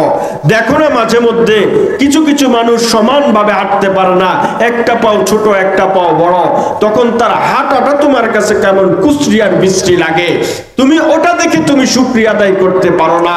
আল্লাহ পাক তোমাকে ইতিদালের সাথে বানিয়েছেন, আল্লাহ পাক তোমাকে সুষমভাবে বানিয়েছেন, আল্লাহ পাক সুবিন্যস্ত করেছেন, সব কিছু আল্লাহ পাক তোমার উপরে ইহসান করেছে। মানুষ তারপরও তুমি আল্লাহ থেকে কেমনে ধোঁকা দাও? আল্লাহ রাব্বুল আলামিন এই আয়াতগুলোর ভিতরে আমাদেরকে বুঝান, বান্দা এই রব থেকে ধোঁকা পাওয়ার পিছনে তোমার নফসে আম্মারার শয়তান দায়ী। যখন তুমি তাদের গোলামি করবা তখনই তোমাদের জন্য জাহান্নাম রাখবো। আমি আল্লাহ কিন্তু চাই সবার জন্য জান্নাতের ফয়সালা করে দেয়া। এজন্যই আল্লাহ বলে বুঝাইছেন। দেখবেন সমস্ত বুজুর্গরা যত নবীরা আল্লাহর কাছে দোয়া করেছেন, ফাকিনা আযাবান নার, ফাকিনা আযাবান নার, আগুন থেকে বাঁচতে চাইছেন আগে। কারণ আল্লাহ আগুনের পটটা হলো শয়তানের নফসে আম্মারার, আগুনের পটটা থেকে যদি বেঁচে যায় বাকি পটটা থেকে আপনার রহমতের সিরাতে মুস্তাকিমের ওটা অটোমেটিক ওই দিকে চলে যাবে। সুবহানাল্লাহ। এজন্য আল্লাহ রাব্বুল আলামিন কুরআনুল কারীমের ভিতরে উলুল আলবাব, বুদ্ধিমান চালাকের পরিচয় দেয়। আমরা তো বুদ্ধিমান মনে করি, একজন আরেকজনকে বলে তোমার ছেলে বিদেশে গিয়ে 3 বছরে বিল্ডিং করে ফেলছো, আমার ছেলেটা এখন পর্যন্ত কিছুই করতে পারে নাই। বলে তোমার ছেলে কি করে? বলে বিদেশে মদের বারে অনেক উঁচু মানের চাকরি করে। তোমার ছেলে কি করে? বলে দাড়ি কামাইতে হবে বিদায় সে ওই উঁচু মানের চাকরিটা নেয় না। তখন বন্ধুরে বলে তোমার ছেলেটা আস্তে একটা বলদ, বিদেশে গেছে টাকা কামাইতে, এখানে এত সুফিগিরি, এখানে এত বুজুর্গির দরকার কি? দাড়ি কামাইয়া দেশে আসার আগে 2-3 মাস আগে দাড়ি ছেড়ে দিলে তো হয়ে যেত। বুদ্ধিটা তো আছে না আমাদের সমাজ। এখানে সে ওই লোকটাকেই চালাক মনে করছে। আল্লাহ রাব্বুল আলামিন বলেন না না, তারা চালাক নয়। উলুল আলবাব হলো আল্লাযীনা ইয়াযকুরুনা, যারা নাকি আল্লাহকে স্মরণ করবে। যারা কাকে স্মরণ করবে? আল্লাযীনা ইয়াযকুরুনাল্লাহা কিয়ামান ওয়া কুউদান ওয়া আলা জুনুবিহিম। আপনি সব ঠিক আছে তো? যারা নাকি আল্লাহকে স্মরণ করবে দাঁড়া অবস্থায়, বসা অবস্থায়, শোয়া অবস্থায়, এবং ওয়ায়াতাফাক্কারুনা ফি খালকিস সামাওয়াতি ওয়াল আরদি, জমিন আসমানের দিকে তাকায়া সূর্যের দিকে তাকাবে আর ফিকির করবে, এই সূর্যটা তো ফজরের সময় যখন দাঁড়াইছিলাম সূর্য ছিল না, অন্ধকার ছিল। ফজরের নামাজ পড়লাম 20 মিনিট 25 মিনিট আধা ঘন্টা পরে সূর্যটা আলো দেওয়া শুরু করছে, তবে গায়ে তত রোদ লাগতো না, গরম লাগতো না। ভর দুপুর হয়ে গেছে, এখন দেখি সূর্যের নিচে দাঁড়ানো যায় না। আবার যখন সন্ধ্যা শুরু হয়েছে দেখি সূর্য নিজের শক্তিহীন হয়ে যাচ্ছে। এই সূর্য তো আমাকে তালিম দেয়, এই সূর্য তো আমাকে শিক্ষা দেয়। তুমি কিছুই ছিল না, মায়ের গর্ভে দুর্বল হয়ে আসছো। মায়ে যখন তোমাকে ভূমিষ্ঠ করছে ওয়া করা ছাড়া তোমার কোনো কান্না ছিল না, আকাশের দিকে তাকায়া কাঁদতা। আকাশের মালিক তোমার রিজিকের ব্যবস্থা করছে। এরপরে আস্তে আস্তে বড় হয়েছে, 2-3 বছর হয়েছে, জমিনের দিকে চোখ চলে গেছে, জমিন থেকে তোমার খাদ্যের ব্যবস্থা করা লাগছে। এরপরে সব কিছু হয়ে যখন তোমার যুবক হয়ে যাও, যৌবন চলে আসে, তখন তোমার আর লাগ পায় কি? তুমি তখন মুরব্বী দেখলেও গালি দাও, বলে বুড়ারা বেশি খায়, বুড়ারা বেশি পড়ে, বুড়ারা বেশি জ্বালায়। তোমার বাপ্র বুড়ার বুড়ি বলে ডাক দাও, কারণ তোমার যৌবনের হারারত, তোমার হারারতের কাছে অসহায় মা বাবাও কিছু বলে না, কারণ তুমি যুবক। এই যৌবনের হাতটা দিয়ে না জানি কখন তাদের গায়ে হাত তোলো। তোমার এই হিংস্রতার কাছে তোমার মা বাবাও ভীতু হয়ে যায়। কেন কেন? তোমার গায়ে শক্তি আছে অনেক, সমাজের ভিতরে প্রতিপত্তি সৃষ্টি করো, গ্যাং সৃষ্টি করো, সন্ত্রাসী করো, মাস্তানি করো, তোমার গায়ে শক্তি আছে। এই জন্য ওই যে সূর্য ভর দুপুরে সূর্যের আলোর নিচে যেরকম থাকা যায় না, তোমার পাওয়ারে থাকা যায় না, কিন্তু একটা সময় সূর্য বুঝাইয়া দেয় আমি কিন্তু সারাদিন দুপুরে থাকি না, আমিও বিকাল আর সন্ধ্যা হই, আমিও বিকাল আর সন্ধ্যা হই। ফেরাউন আমাদেরকে শিখাইছে, বনি ইসরাইল সমানে কতল করছে, মারছে। আবার ফেরাউন নীল নদে চুবেও মরছে। নমরুদে ইব্রাহিম আলাইহিস সালামের সাথে যত অন্যায় করছে, আবার আল্লাহ পাক তারে জুতার বাড়ি খাওয়ায়া মারছে। আবু জেহেল কত মাতবুরি করছে, কত কিছু করছে, নাবালেগ ছেলে ফেলে দিয়ে আল্লাহ পাক তারে দুনিয়া থেকে সাইজ করে দিয়েছে। একটা প্রশ্ন জাগে, এরা বড় বড় ক্যাডার ছিল, এগুলো এত ছোট ছোট শাস্তি দিয়ে, এত ছোট ছোট বিষয় মারছে কেন? এটা হলো দুনিয়ার ওদের জন্য অবমাননা। কারণ ফেরাউনরে যদি মুসার লাঠি দিয়ে মারতো, তলোয়ার দিয়ে মারতো, তাহলে কিছুটা হলো তার সম্মান থাকতো যে সংঘর্ষে গিয়ে মারা গেছে। আল্লাহ বলেন না না, আমার নবীর তলোয়ারের আঘাত পাওয়ার তুই যোগ্যতা নাই, তোরে নদীর পানিতে ছুঁয়ে মারার যোগ্যতা আছে। নমরুদরে যদি ইব্রাহিম আলাইহিস সালাম রে দিয়া মারতো, তাহলে নমরুদ মনে করতো নবীর সাথে লড়াই করতে করতে আমি মরছি। এই জন্য নমরুদরে বলেন না, লেগড়া মশা একটা ঢুকে দিছে, জুতা পিটা পিটা কইরা কইরা ওরা মারছে। আবু জেহেল তারে যদি আলীর মতো সাজাতওয়ালা, ফারুকে আজমের মতো বীর কেউ মারতো, তাহলে সে অহংকার করতে পারতো, আরে আমি ওদের সাথে লড়াই করে মারছি। মারছে কারা? দুইটা ছোট্ট ছোট্ট কিশোর, ওরা গিয়া দুইটারে মাইরা দিছে। আল্লাহ বুঝাইছে তোরে মারার জন্য ওমর আর আলীরে আমি লাগাবো না, এই নাবালেগ বাচ্চাগুলাই যথেষ্ট। যারা জগদ্দল পাথরের মতো আমাদের ঘাড়ে চেপে বসেছিল, আল্লাহ বলেন না, কন্টিনিউ করা কোন রাজনৈতিক দলও লাগাবো না। ছোটখাটো বাচ্চা কাচ্চা যারা জীবনে রাজনীতি কিছু করে নাই, খালি ব্যাগ টানছে স্কুলের, এই পিচ্ছি বাচ্চাগুলারে দিয়ে তোমার দেশ ছাড়া করে দেব। বুঝেন নাই? মিলাইল ইতিহাস, আর বেশি কিছু বলবো না। বুঝে দেখবেন, আল্লাহ রাব্বুল আলামিন আমাদেরকে সব কিছু বুঝান। এই সব কিছু আকাশ আমাদের উপরে আছে, আকাশ আমাদেরকে কি শিক্ষা দেয়? আল্লাহ বলে আকাশের দিকে তাকাও তো কোনো ফাটা পাও কিনা, আবার তাকাও, আবার তাকাও, না না তোমার চোখ মায়ুস হয়ে ফিরে আসবে। আকাশের কোনো খুঁটি, আকাশের কোনো খুঁত বের করতে পারবা না। তাহলে মুমিন আসমানের দিকে তাকায়ও শিক্ষা নেয়, সূর্যের দিকে তাকায়ও শিক্ষা নেয়। আমার যৌবন চিরস্থায়ী নয়, আমাকেও ডুবতে হবে, কিন্তু ডুবার পরে কোথায় যেতে হবে সেই বিষয়টা হলো মুমিনের চিন্তা। ওয়া ইয়াতাফাক্কারুনা ফি খালকিস সামাওয়াতি ওয়াল আরদ। এরপর কি বলছেন? রব্বানা মা খালাকতা হাযা বাতিলা। তখন তার ভিতর থেকে ডিসিশন আসে যে আল্লাহ এগুলো এমনি এমনি বানান নাই, এগুলো এমনি বানান নাই, কোনো না কোনো কারণ আছে। আল্লাহ ছোট্ট মশা বানাইছে, কানের কাছে প্যান প্যান করে, আল্লাহ বুঝাইয়া দেয় এই ছোট্ট মশার প্যান প্যান সহ্য করারও তোর কাছে ক্ষমতা নাই, তুই ভাগ খাঁচার ভিতরে ঢুকে রাখস, আর এই মশার প্যান প্যানের থেকে বাঁচতে নিজে মশারি নামক খাঁচার ভিতরে ঢুকে যাস। কত দুর্বল মানুষ! আমাদের থেকে অন্যান্য প্রাণীগুলো অনেক সবল না? আমাদের এত দুর্বলতা থাকার পরেও আল্লাহ পাক আমাদেরকে শিক্ষা দেওয়ায় যে বান্দা তুই সব কিছু দেখে দেখে শিখ। এরপরে তোর ভিতর থেকে ডিসিশন আসবে, সিদ্ধান্ত আসবে, রব্বানা মা খালাকতা হাযা বাতিলা। আল্লাহ এগুলা কোনটাই অনর্থক অযথা সৃষ্টি নয়। এরপরে আল্লাহ আসল উদ্দেশ্যে বলেন ফাকিনা আযাবান নার। যে আল্লাহ তোরে এত শিক্ষা দিল, এত শিক্ষা দেওয়ার পরে এখন নিজের থেকে আল্লাহর কাছে ক্ষমা চা, আল্লাহ জাহান্নাম থেকে বাঁচান। তার মানে জাহান্নামে যাওয়ার রাস্তা যারা দেখায় তাদের থেকে আমাকে হেফাজত করে।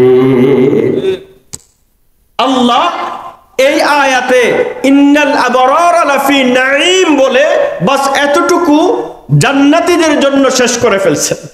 জাহান্নামীদের জন্য কি বলেন? ওয়াইন্নাল ফুজ্জারা লাফি জাহিম ইয়াসলাউনাহা ইয়াউমাদ্দিন। কিয়ামতের দিন তাদেরকে সেখানে ঢালা হবে, সেখানে তাদেরকে নিক্ষেপ করা হবে, জাহান্নামে তাদেরকে প্রবেশ করানো হবে। ইয়াসলাউনাহা ইয়াউমাদ্দিন ওয়া মা হুম আনহা বিগাইবিন। দুনিয়ার পুলিশে ধরলে হাত করা সহকারও দৌড়ায়া পালানো যায়, অথবা যে কোনো ভাবে পলায়া সেখান থেকে দূরে থাকা যায়, কোন মন্ত্রী এমপি দিয়ে ফোন করেও মামলা খালাস করা যায়। আল্লাহ বলেন না না না, আল্লাহ যেখানে প্রবেশ করাবেন এখান থেকে খালাসের কোনো সুযোগ নাই। এরপর আল্লাহ রাব্বুল আলামিন বলেন ইয়াসলাউনাহা ইয়াউমাদ্দিন ওয়া মা হুম আনহা বিগাইবিন। এরপর আল্লাহ বলেন ইয়াউমাদ্দিন, তো বললাম পাবলিক বুঝছেনি না বুঝে না জানি না, জবানে হাল আল্লাহ সবকিছু জানেন। আল্লাহ সবকিছু জানেন কি না? সবকিছু জানেন। তারপরও তাকিদের জন্য আল্লাহ পাক মানুষকে বলেন ওয়া মা আদরাকা মা ইয়াউমুদ্দিন। এই তুমি কি জানো কিয়ামতের দিন মানে কি? হুজুরে বলছিল কিয়ামতের দিন হিসাব দিতে হবে, বাস তুমি বলছো হিসাব টিসাব অসুবিধা কি? মসজিদের ভিতরে কমিটির সদস্য, কেশিয়ার, এখানের কেশিয়ার না, আবার আপনারা আবার অন্য কোনো দিকে যায় না, অমুক মসজিদের সভাপতি, মসজিদের জায়গা ভাড়া দিয়া অমুক মাদ্রাসার সভাপতি, মাদ্রাসার জায়গার সম্পদ খায়াটায়া বছরের শেষে হিসাব 917 হিসাব দিয়া বলে বছরটা খুব সুন্দর ভাবে গেছে, মাদ্রাসার জন্য আপনারা সবাই দোয়া করেন। সব দোয়া করে, আহারে সভাপতি কত ভালো, কেউ তো জানে না ভিতরে কি হয়ে গেছে।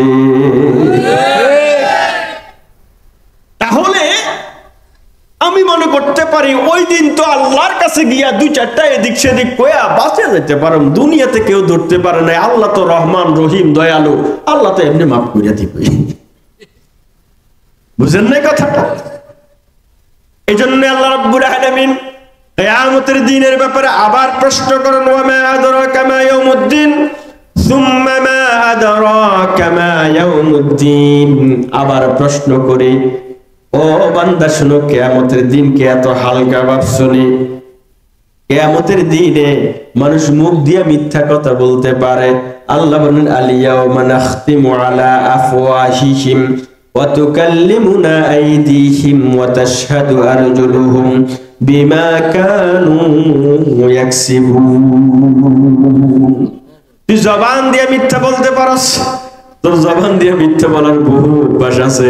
কিয়ামতের দিন আমার সাথেও আবার জবান দিয়ে মিথ্যা কথা বলতে পারস না, আজকে মুখ মাইরা দেবে, মুখ বন্ধ, স্টপ। তোর হাত বলবে আল্লাহ আমার দিয়ে কাজ করছে, পাও বলবে আল্লাহ আমার দিয়ে কাজ করছে, চামড়াঙ্গ প্রত্যঙ্গ বলবে আল্লাহ আমার দিয়ে কাজ করছে, জমিন সাক্ষী দিবে আল্লাহ আমারে উপরে দাঁড়ায়া, আমারে ব্যবহার করে আমার উপরে দাঁড়ায় কাজ করছে। তখন ওই সাক্ষী গুলা তখন সাক্ষ্য দেওয়া শুরু করবে আর মনে মনে বলবে, হায় আফসোস, আমি যত সহজ মনে করছিলাম কিয়ামতের দিন তত সহজ নয়। আল্লাহ এবার ডাবল প্রশ্ন করে, ওয়ামা আদরা কামা ইয়াউমুদ্দিন সুম্মা মা আদরা কামা ইয়াউমুদ্দিন। এরপরে আল্লাহ বলেন, ইয়াউমা লা তামলিকু নাফসুন লিনাফসিন শাইআ। ওই দিন নবীরাও ইয়া নফসি করবে, ওলিরাও ইয়া নফসি করবে, শুহাদারাও ইয়া নফসি করবে, সিদ্দিকিনরাও ইয়া নফসি করবে। নবীদের কাছে সুপারিশের জন্য যাবে। কিসের সুপারিশ? মাপ চাওয়ার না। এই হাদিসটা বুঝতে গেলে শরীরের পশম দাঁড়িয়ে যাবে। এই বান্দাগুলো আবার কবিরা গুনাহ কেমনে করে? এই বান্দাগুলো আল্লাহর নাফরমানি কিভাবে করে? সুপারিশ করবে বিচার কার্য শুরু করা, জাহান্নাম থেকে বাঁচাই দেওয়ার জন্য না। নবীর কাছে যাবে 50,000 সানা, 50,000 বছর কিয়ামতের মাঠে দাঁড়ায় থাকার পরে আর সহ্য হয় না। তখন বলবে নবীদের, আল্লাহ আদম আলাইহিস সালামের কাছে গিয়ে বলবে, একটু আল্লাহরে বলেন না বিচার কাজটা শুরু করতে। জাহান্নামে হলে জাহান্নামে যাবো গা, ধৈর্যহীন হয়ে যাবে। জান্নাতে হলে জান্নাতে দিয়ে দিতেন। এরকম কঠিন মুহূর্ত থাকবে। নবীরাও আল্লাহর কাহারিয়তের কাছে, জব্বারিয়তের কাছে কথা বলার সুযোগ পাবে না।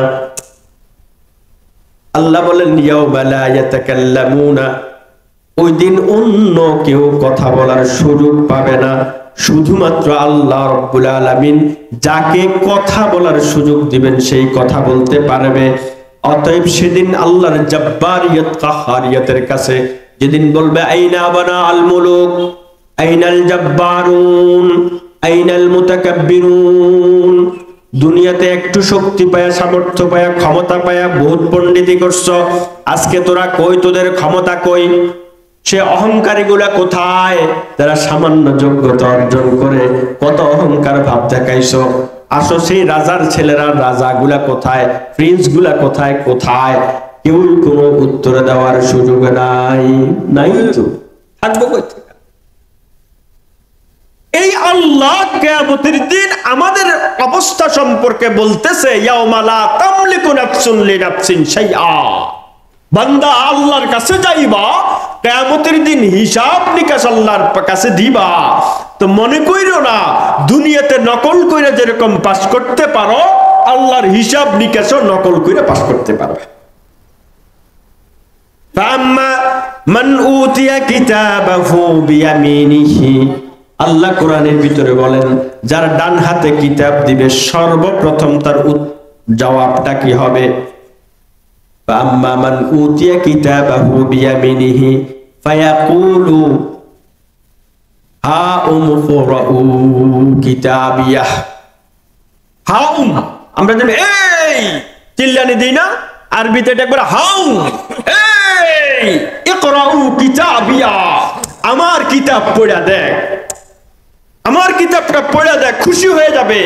এরপরে বলবে, ইন্নী জানান্তু আন্নী মুলাকিন হিসাবিয়া, আমার সব সময় ধারণা ছিল আমার আল্লাহর কাছে আমার প্রত্যেক কাজের হিসাব দিতে হবে। আমি দোকানদারি করছি, দোকানদারির ক্ষেত্রে 5 টাকার জিনিস মাল আটকায়া 50 টাকা বিক্রি করি নাই, আমার লাভ হইতো বেশি।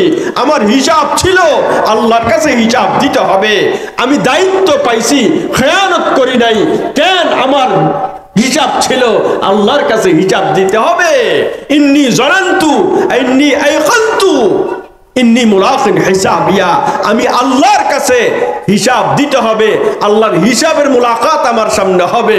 তার মানে কি, সম্মুখে দাঁড়ায় আমাকে আল্লাহ পাকের হিসাব বুঝায় দিতে হবে। এজন্য আমি সব এই চেষ্টা মাথায় রেখা সব আমলগুলা করছি। এখন আমার আমল নামা ডান হাতে চলে আসছে। আল্লাহ বলবেন না, ওয়াম্মা মান উতিয়া কিতাবাহু বিশিমালিহি ফায়াকুলু ইয়া লাইতানি লাম উতা কিতাবিয়াহ ওয়া লাম আদরি মা হিসাবিয়াহ। আর বাম হাতে যারা আমল নামা দিবে সে বলবে, আল্লাহ, মিলিয়ন বিলিয়ন ট্রিলিয়ন মানুষের সামনে বাম হাতে আমল নামাটা দিয়ে বেইজ্জতি করার কি দরকার ছিল? গোপনে ডাইকা নিয়ে প্যাকেট করে জাহান্নামে দিয়ে দিতেন, এটা ভালো ছিল। নাজুল্লাহ আর আসতে কম তাহলে কেমন কথা, ইয়া লাইতানি লাম উতা কিতাবিয়া, কিতাব কিতাবের দরকার না, জাহান্নামে ডাইরেক্ট ঢুকায় দিত। ওয়ালাম আদরি মা হিসাবিয়া, খাইছি আর পাইছি আর খাইছি দুনিয়াতে বাস নিজের মতো কইরা, ওই যে প্রথমে বললাম কুকুর আর শিয়ালের মতো বাস পায়া পায়া খুশি হয়েছি, এখন তো দেখি সবগুলার হিসাব। মালি হাযাল কিতাব লা ইউগাদিরু সাগীরাতান ওয়ালা কাবীরা। আল্লাহ তাআলা কোরআনুল কারীমের ভিতরে অনেক আয়াতের ভিতরে আখিরাত সম্পর্কে আমাদেরকে বুঝান, আর কত বুঝাবো, কিভাবে বুঝাবো, ভিতরে অনেক কথা, একসাথে বলতে গেলে কথা অনেক আটকে যাবে। আল্লাহ রাব্বুল আলামিন আমাদেরকে শুধু শেষের আয়াতের কথাটা বলে শেষ করে দেব। আল্লাহ তাআলা বলেন, ইয়াউমা লা তামলিকু নাফসুন লিনাফসিন শাইআ। তুমি এখানে দুনিয়াতে বিপদে পড়ে যাও, তুমি বিপদে পড়ে গেলে তোমার বাবা সম্পত্তি বিক্রি করে হলো তোমাকে বিপদ থেকে উদ্ধার করার চেষ্টা করে, তুমি রক্ত শূন্যতায় ভুগলে সমাজের বহু মানুষ তোমাকে রক্ত দেওয়ার জন্য প্রস্তুত হয়ে যায়, কিন্তু কিয়ামতের দিন যেদিন তুমি ধরা খেয়ে যাইবা, সেদিন তোমার পাশে দাঁড়ানোর মতো কোনো মানুষ থাকবে না। সেদিন আমি আল্লাহ তোমার জন্য যে ফয়সালা করব, আমি আল্লাহ তোমার জন্য যেটা চাইবো শুধুমাত্র সেটাই হবে। এটা কার কথা? আল্লাহর কথা। আল্লাহ রাব্বুল আলামিন এই আয়াত বুঝাইতে গিয়ে আগে ভূমিকাতে বলেন, প্রথমে তো বললেন বান্দা এত সুন্দর করে বানাইলাম, তরতিব দিয়া বানাইলাম, ইতিদালের সাথে বানাইলাম, কেমনে কুফরি করস? কাল্লা বাল তুকাযযিবুনা বিদ্দীন ওয়া ইন্না আলাইকুম লাহাফিজিন। আল্লাহ বলেন না না, বরং তোরা আসলেই দিনটা অবিশ্বাস করস, আখিরাতে আল্লাহর কাছে যেতে হবে, হিসাব নিকাশ দিতে হবে। যার ভিতরে এই চিন্তা থাকে সে কখনো রডের বদলে বাঁশ দিতে পারে না, পারেনি। আরেকজনকে ধোঁকা দিতে পারে, সুদের ঘুষের কারবার করতে পারে। আখিরাতে আমার কাছে আল্লাহর কাছে যেতে হবে, এই কথাটা যার ভিতরে আছে সে কোনোদিন নামাজের সময় অলস অবহেলায় ঘুমিয়ে থাকতে পারে না। বলেন না, এখন তো নামাজ মনে হয় যে এটা সামান্য একটা বিষয় আমাদের কাছে, বাস নামাজই তো, নামাজ পড়ে না, বলে ইমান ঠিক আছে, বলে নামাজটা আমাদের একটু দুর্বলতা আছে, তবে ইমান ঠিক আছে। এটা কি দিয়ে সার্জারি করছে আল্লাহ মালুম, সব কোনো আমল লাগে না তার, কিন্তু ইমান মাগার ঠিক আছে। অথচ হযরত ওমর যখন আঘাতপ্রাপ্ত হয়ে গেলেন, রক্তাক্ত হয়ে অজ্ঞান হয়ে পড়ে গেছেন, অজ্ঞান অবস্থায় ফজরের দ্বিতীয় রাকাত থেকে নিয়ে সূর্যাস্ত পর্যন্ত, সূর্যোদয় পর্যন্ত আর জ্ঞান ফিরে না।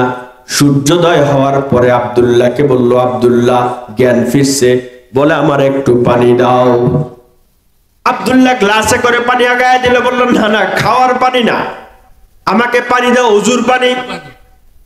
দেখেন এতক্ষণ পর্যন্ত অজ্ঞান ছিল, আর প্রথমেই জ্ঞানটা ফেরার পরে বলে আমার ওযুর পানি দাও, আমি ওই যে নামাজটা পড়তে পারি না সেটা আগে পড়ে নি।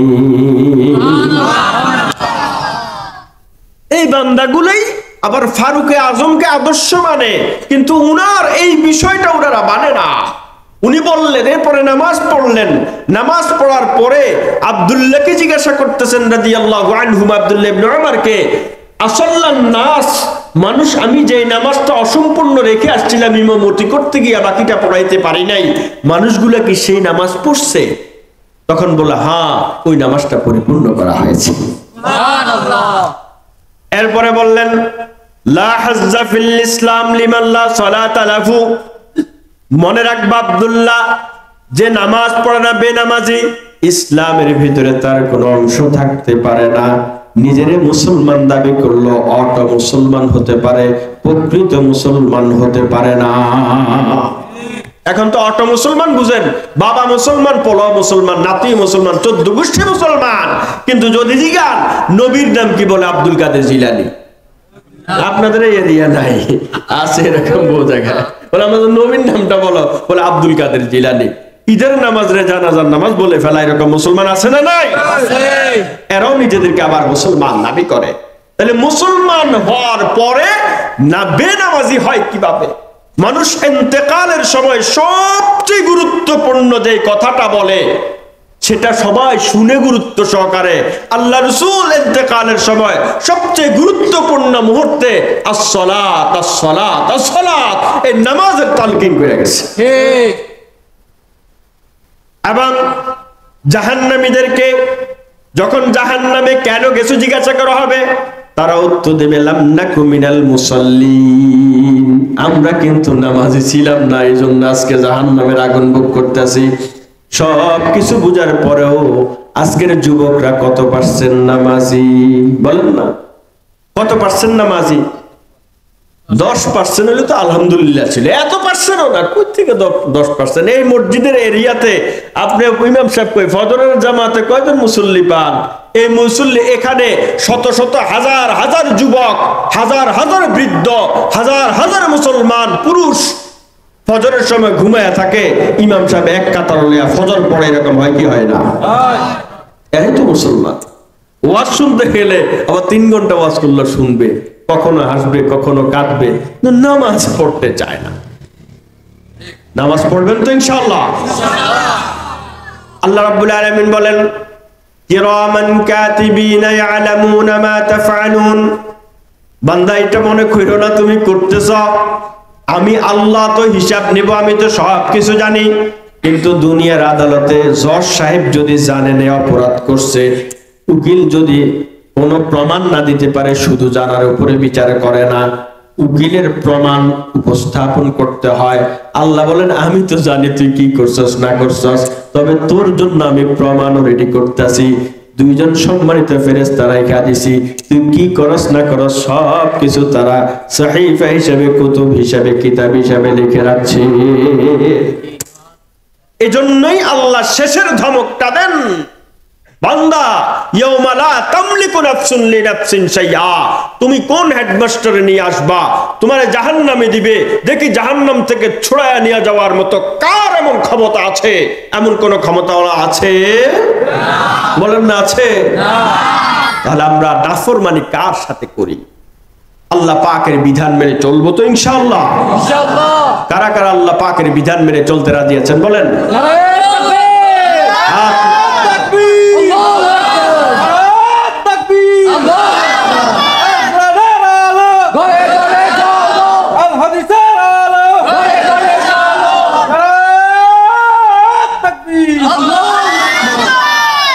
হাতগুলো নামা। আল্লাহ পাকের কুদরতি ক্যামেরায় কিন্তু ছবি উঠে গেছে, কুদরতি ক্যামেরায় ছবি উঠে গেছে। আল্লাহ যে যুবকগুলা, যে বৃদ্ধগুলা, যে মুসলমান ভাইরা আল্লাহ পাশের বন্ধুকে ভাইকে দেখেও হাত তুলছে, আল্লাহ তাদেরকেও হেদায়েতের জন্য কবুল করে নাও। চেষ্টা করবো তো ইনশাআল্লাহ। আমি সহজ কিছু পদ্ধতি বলে দেয়া যাই, খালি ওয়াজ করলাম পদ্ধতি বললাম না। প্রথম কিছুদিন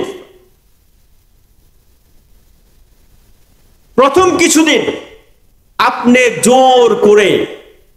জোর করে নামাজের সময় উঠবেন। এরপরে 1 সপ্তাহ 2 সপ্তাহ জোর করে যখন নামাজের জন্য উঠবেন, পরে 3য় সপ্তাহে আপনার জন্য আর জোর করতে হবে না, আপনার জন্য আদত আল্লাহ পাক করে দিবেন। আল্লাহ রাব্বুল আলামিনের পথে যারা চেষ্টা করতে চায়, জান্নাতে যাওয়ার রাস্তাটা কিন্তু সহজ, জান্নাতে যাওয়ার রাস্তাটা সহজ। কিন্তু এই সহজ রাস্তা রাইখা আমরা জাহান্নামের কঙ্করওয়ালা রাস্তা, জাহান্নামের আগুনের রাস্তা, এটারই খুব ভালোবাসি। আচ্ছা আপনি বলেন তো, মেশিন দিয়ে চুল কেটে ফেলাইতে কয় মিনিট লাগে? 2 মিনিট লাগে না? ব্লেড দিয়ে চাচতে কয় মিনিট লাগে? নইলে আরেক মিনিট বাড়াইলাম। আর এখানে বাটি বসাইয়া এখান দিয়ে ছোট করতে হইব, এখান দিয়ে কাটতে হইব, এখান দিয়ে একটু বড়, এখান দিয়ে ছোট, এখান দিয়ে মাঝখানে কালার, কতক্ষণ লাগে? 3 ঘন্টা চুল কাইটা এরপরে নাপিতে আবার 10 মিনিট এমনি মাথা পিড়ায়। বা শাস্তি তো বাকিটা কবরে পাবে, দুনিয়াতে একটু মাথাটা পিড়া খায়া যা, আছে না নাই? এটা কঠিন না সহজ? তাহলে গুনার কাজটা কঠিন। মরহুম পীর সাহেব চরমনাই রহমতুল্লাহ আলাইহি তিনি বলতেন যে বাবারে, গুনার কাজ কঠিন, সওয়াবের কাজ সহজ। দেখো কষ্ট করে দাড়িটা না কাটলে সওয়াব হয়ে গেল, আর কষ্ট করে নাপিতের কাছে গালরে একবার এমনি করে আবার এমনি করে, নাপিতে একবার এই কান ধরে একবার ওই কান ধরে কত যে হাঙ্গামা করে, এই সবগুলা কইরা করতেছে গুনাহ। ঠিক নেই?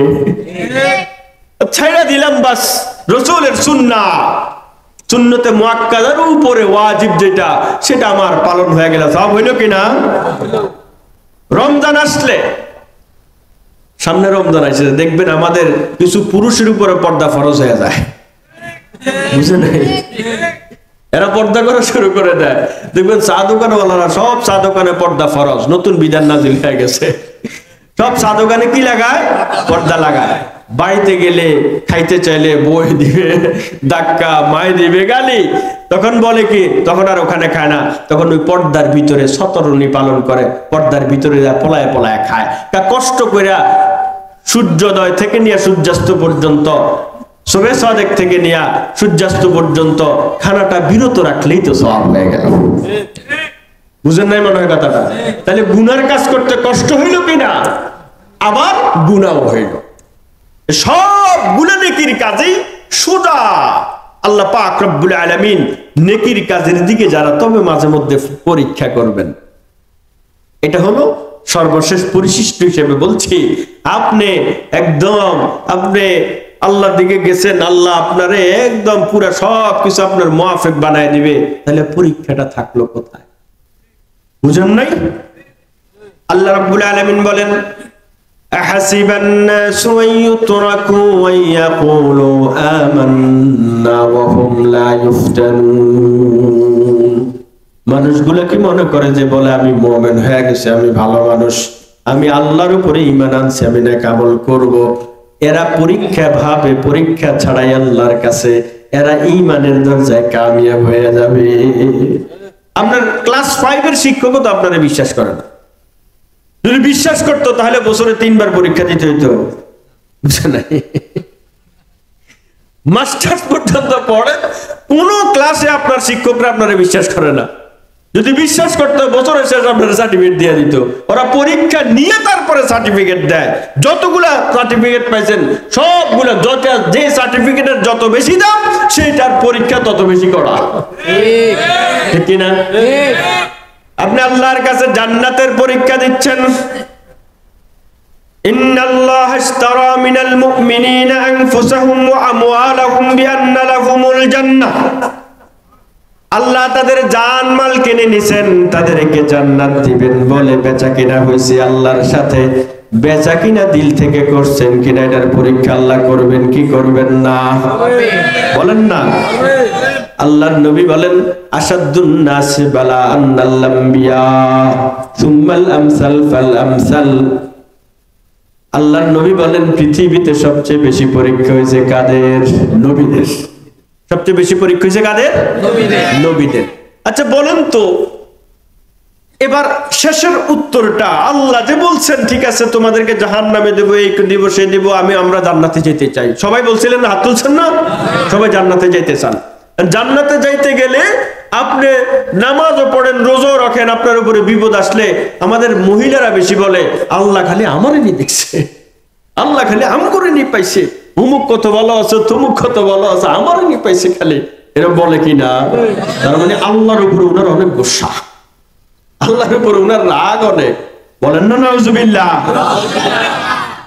অথচ নবীদের আখলাক পরীক্ষার ক্ষেত্রে আল্লাহর রসুল দুনিয়াতে আসেন নাই, রসুলের বাবা ইন্তেকাল করছে কি করে নাই?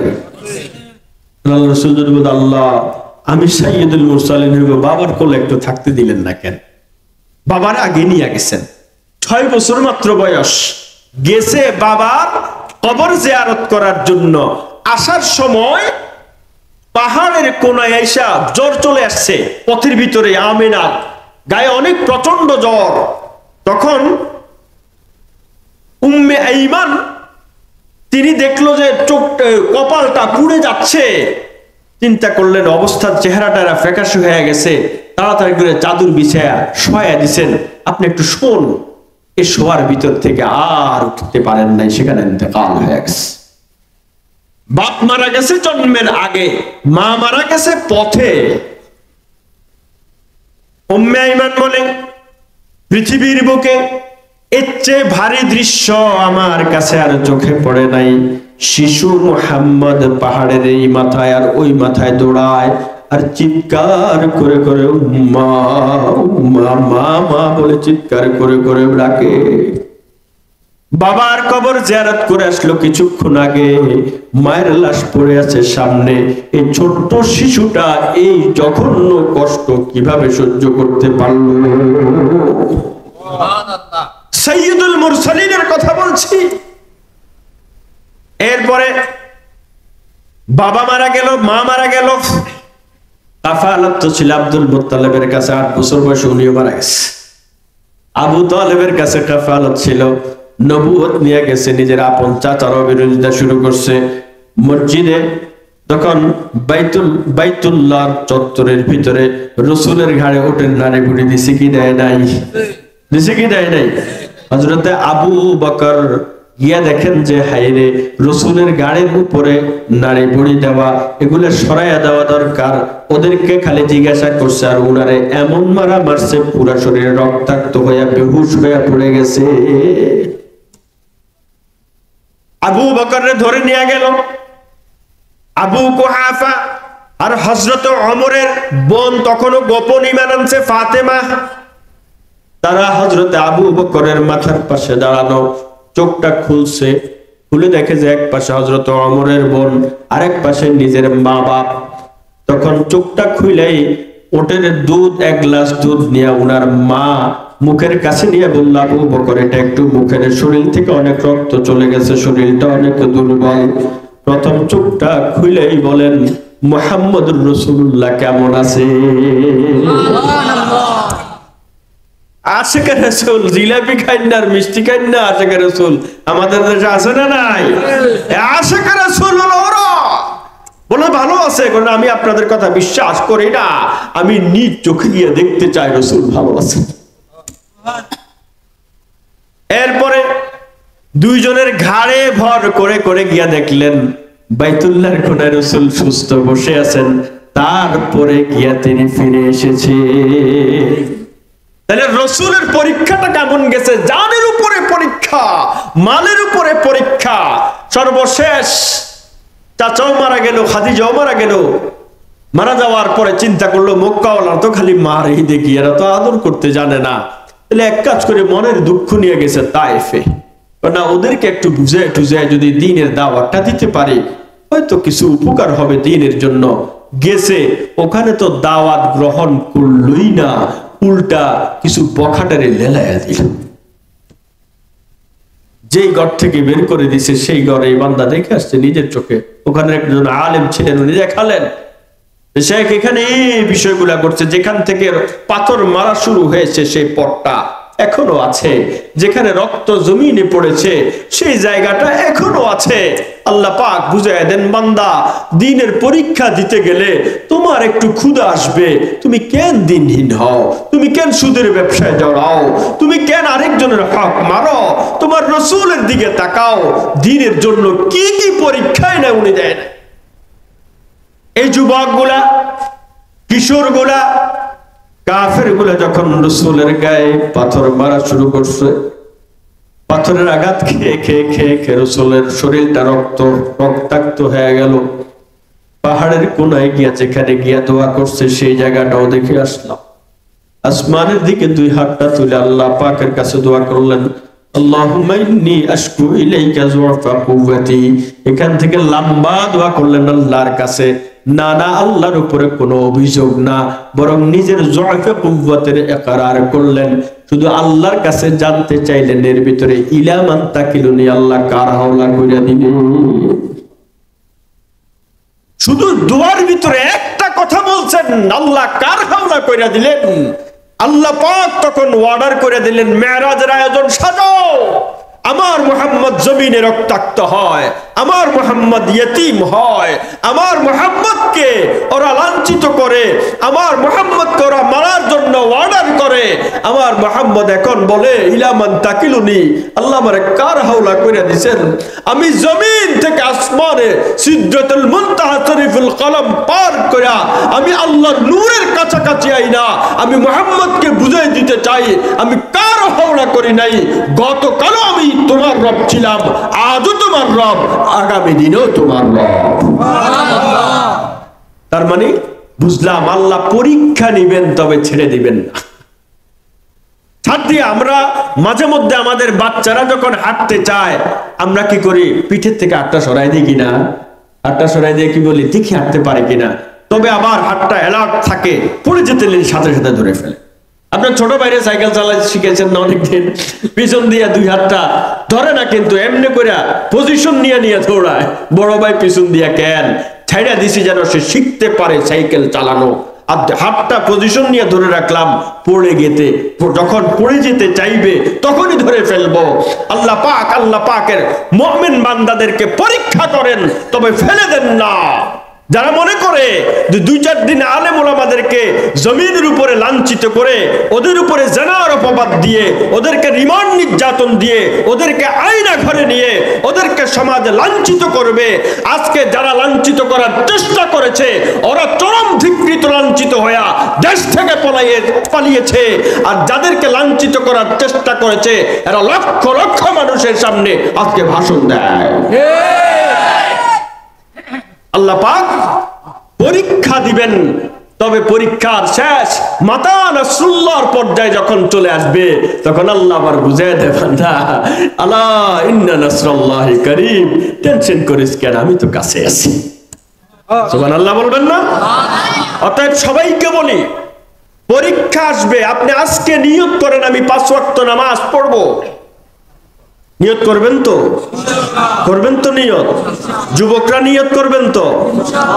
বহু যুবক কেমন আছে, কত সুন্দর সুঠাম ছিল, চিন্তা করছে পরীক্ষাটা শেষ হোক, 2-4-5 বছর যাক, এরপরে নামাজ শুরু করব, এই চিন্তা করার ভিতরে এর পরের দিন দুনিয়াতে আর নাই।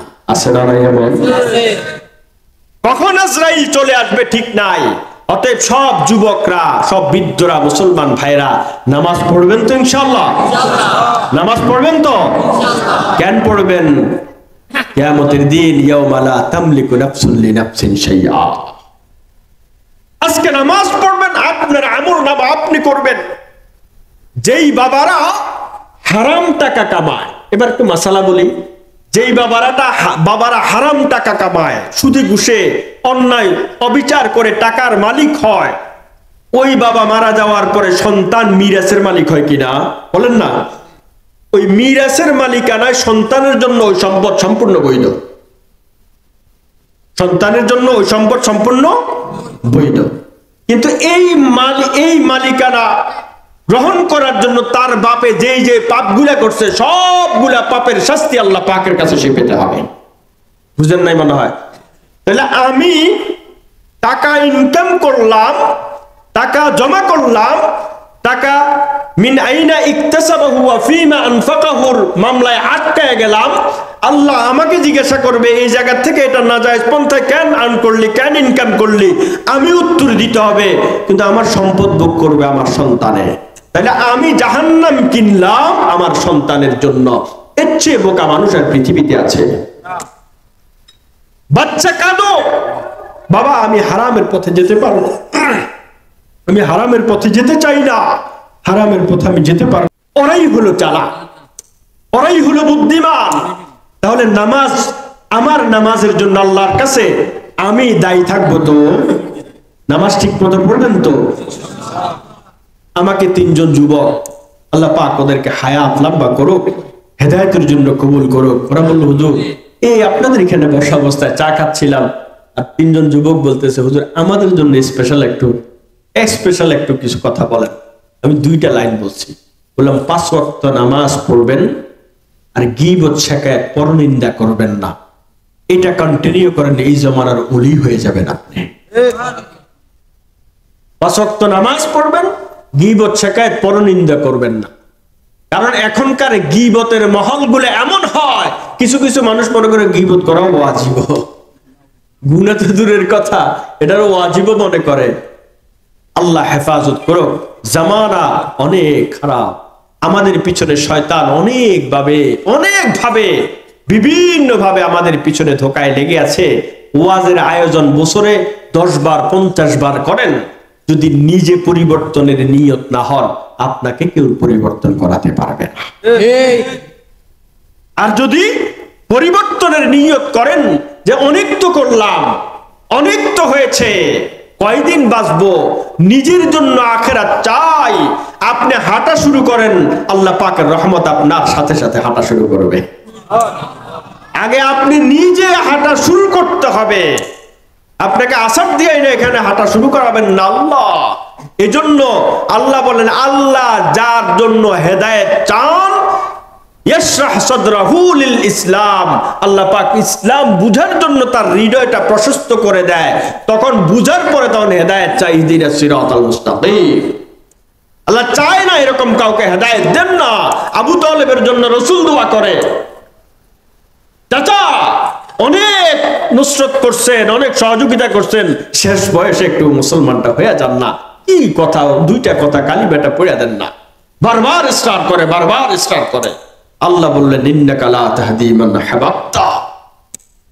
ওর নিজের ভিতরে তলব নাই, রাসূল আপনি বারবার বলে ওরে আপনি মুসলমান বানাইতে পারবেন না। ঈসা লিলাল মাতলুব, প্রকৃত হেদায়েতের মালিক হলাম আমি আল্লাহ তার কলবের দিকে তাকায় আছি। তখন তার কলব থেকে যদি বলতো যে হ্যাঁ আমি মুসলমান হইতে চাই, আমি আল্লাহ তৌফিককে তার শামিল হাল করে দিতাম। তার মানে আমার হৃদয়টা চাইতে হবে। পরিবর্তন হইতে রাজি আছেন তো? আজকের যদি 1টা 2টা মানুষও কন্টিনিউ নামাজ পড়েন, আজকে 1-1.5 ঘন্টার আলোচনা সার্থক হয়ে যাবে। যে যুবকরা আজকে এই মাহফিলের আয়োজন করেছে, মাহফিলের আয়োজন সফল সার্থক হয়ে যাবে। এই সব কিছুই আমাদের জন্য নেকির কারণ হয়ে যাবে। আর না হলে একটা তামাশা, আর না হলে একটা আয়োজন হবে, বাস, এর চেয়ে বেশি কিছু হবে না। মুসল্লি বাড়বে তো ইনশাআল্লাহ। আল্লাহ পাক রব্বুল আলামিন আমাদের সবাইকে কবুল এবং মঞ্জুর করে নেয়। যে কথাগুলো বললাম, ভুল ভ্রান্তিগুলা আমার পক্ষ থেকে, শয়তানের পক্ষ থেকে, ভালো এবং উপকারী বিষয়গুলো আল্লাহ পাকের পক্ষ থেকে, আল্লাহ পাক রব্বুল আলামিন সব উপকারী বিষয়গুলোর উপরে আমাদেরকে কায়েম এবং দায়েম রাখার তৌফিক দান করেন এবং আমল করার তৌফিক দান করেন।